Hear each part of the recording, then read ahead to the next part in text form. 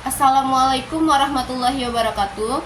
Perkenalkan, nama saya Anissa dengan NIM 23041070282 dari kelas PAI 2023 dengan mata kuliah Perencanaan dan Desain Pembelajaran. Baiklah, di sini saya akan menjelaskan judul yang pertama, yaitu memahami konsep umum tentang perencanaan pembelajaran. Jadi, perencanaan pembelajarannya itu proses awal dalam kegiatan pendidikan yang mencakup penentuan tujuan, isi, strategi, media, dan evaluasi pembelajaran. Tujuannya itu agar pembelajaran menjadi sistematis, efisien, dan efektif. Secara umum, perencanaan pembelajaran mencakup penetapan kompetensi dasar dan indikator pencapaian. Yang kedua yaitu penyusunan rencana kegiatan pembelajaran. Yang ketiga, penyiapan alat bantu pembelajaran dan evaluasi. Perencanaan yang baik berlandaskan pada prinsip relevansi, efisien, efektivitas, fleksibilitas, dan kontinuitas. Lanjut, judul selanjutnya yaitu konsep desain pembelajaran. Desain pembelajaran yaitu suatu proses sistematik dalam menentukan cara terbaik agar peserta didik mencapai tujuan pembelajaran. Konsep ini tidak hanya melibatkan isi pelajaran, tetapi juga bagaimana cara mengorganisasikan, bagaimana siswa belajar, serta bagaimana menilai hasilnya. Yaitu ada komponen desain pembelajaran. Yang pertama itu tujuan pembelajaran, analisis karakteristik peserta didik, strategi pembelajaran, media dan sumber belajar, penilaian. Desain pembelajaran menekankan pentingnya merancang kegiatan belajar sesuai dengan pendekatan pembelajaran kognitif, konstruktivitas, humanistik, dan lain-lainnya. Judul selanjutnya yaitu menentukan alokasi waktu dan kalender akademik.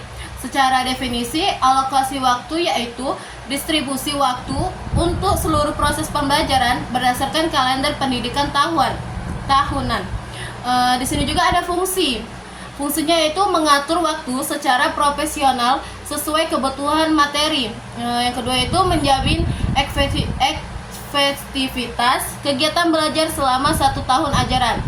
Selanjutnya itu ada langkah-langkah. Yang pertama itu mengidentifikasi minggu efektif dalam kalender pendidikan. Yang kedua yaitu menyesuaikan distribusi waktu berdasarkan jumlah atau KD kompetensi dasar. Yang terakhir itu penyusunan kalender pembelajaran. Yang terakhir ada praktik penyusunan, menyusun tabel kalender akademik yang merinci waktu belajar efektif dan non-efektif atau libur nasional, ujian, dan lain-lain. Judul selanjutnya yaitu perencanaan program tahunan. Menurut definisi, dokumen yang merinci distribusi pembelajaran selama 1 tahun ajaran. Yang kedua itu ada fungsi. Fungsinya yaitu menjadi dasar penyusun program semester, menyediakan gambar menyeluruh bagi guru dalam mengatur proses pembelajaran.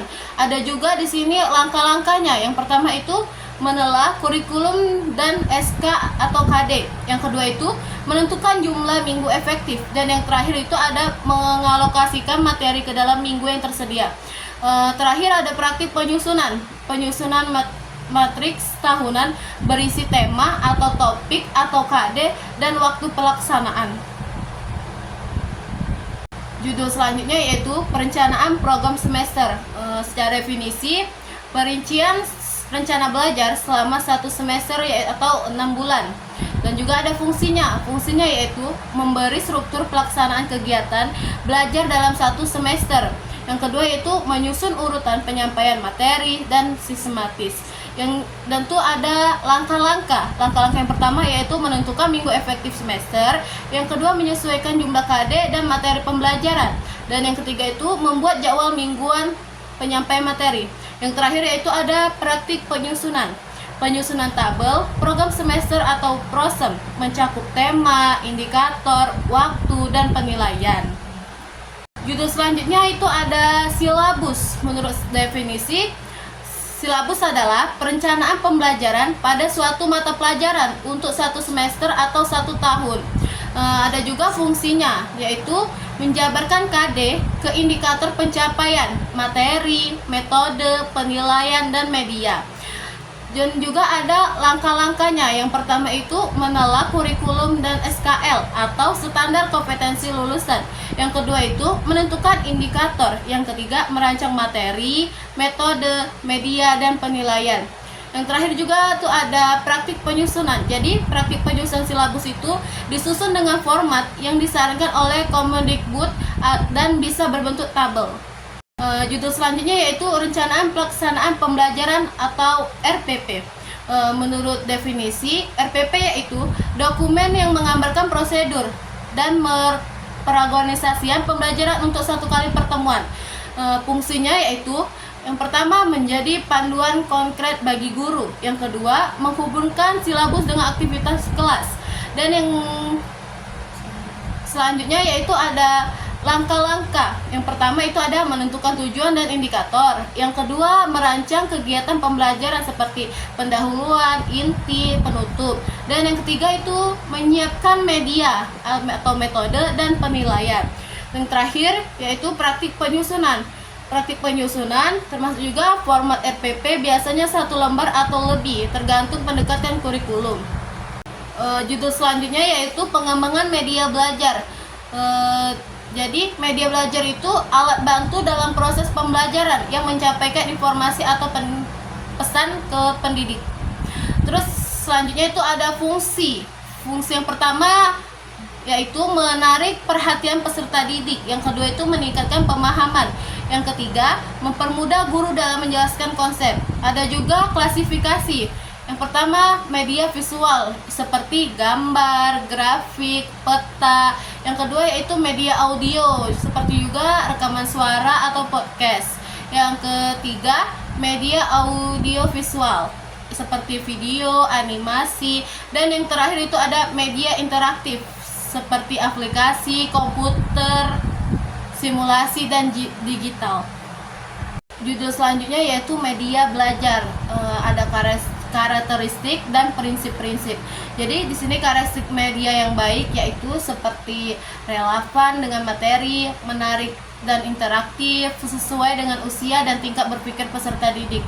Dan terakhir itu mudah digunakan dan dijangkau. Terus prinsip-prinsip pengembangannya itu yang pertama itu kesesuaian dengan tujuan pembelajaran. Yang kedua, efisiensi dan efektivitas. Yang ketiga, kesesuaian teknologi. Dan yang terakhir, berorientasi pada keterlibatan siswa. Judul selanjutnya yaitu model-model desain pembelajaran. Jadi di sini ada 2 model. Yang pertama itu model Kemp dan model Banati. Jadi di sini saya akan menjelaskan model yang pertama itu, model Kemp. Jadi model Kemp yaitu berorientasi pada kebutuhan belajar peserta didik. Langkah-langkahnya itu seperti identifikasi tujuan, karakteristik siswa, strategi, evaluasi, dan revisi. Kalau menurut model Banati yaitu berbasis sistem sosial, fokus pada proses berpikir sistematis, mengkaji konteks sosial, mengidentifikasi kebutuhan, dan mendesain solusi belajar.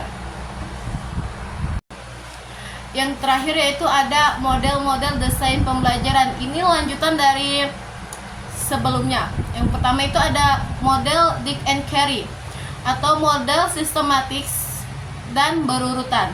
Adapun langkah-langkahnya, yang pertama yaitu identifikasi tujuan pembelajaran, yang kedua analisis pembelajaran dan karakteristik siswa, yang tiga menentukan tujuan perilaku, yang keempat merancang strategis dan media, dan yang terakhir yaitu evaluasi formatif dan revisi. Yang kedua itu ada model PPSI atau prosedur pengembangan sistem instruksional. Jadi model PPSI yaitu fokus pada sistematika, meliputi input atau tujuan, proses atau strategi, output atau hasil belajar. Ini juga mendorong guru bertindak sebagai pengelolaan sistem pembelajaran. Jadi dari 11 judul yang telah saya jelaskan, dapat saya simpulkan, jadi perencanaan dan desain pembelajaran yaitu proses sistematis yang mencakup penetapan tujuan, analisis karakteristik peserta didik, dan penyusunan strategi, pemilihan media, dan penilaian. Perencanaan meliputi penyusunan kalender akademik, program tahunan, dan program semester silabus, dan RPP. Desain pembelajaran mengarahkan bagaimana materi disampaikan agar tujuan tercapai secara efektif. Model-model seperti CAM, Banati, Dick and Carey, serta PPSI membantu guru merancang pembelajaran secara terstruktur dan kontekstual. Selain itu juga, pengembangan media belajar berperan penting dalam meningkatkan daya tarik, pemahaman, partisipasi siswa, serta keseluruhan proses ini bertujuan untuk menciptakan pembelajaran yang efisien, relevan, dan berpusat pada peserta didik. Baiklah, sekian yang dapat saya sampaikan dan saya jelaskan. Semoga bermanfaat. Saya akhiri. Wassalamualaikum warahmatullahi wabarakatuh. Terima kasih.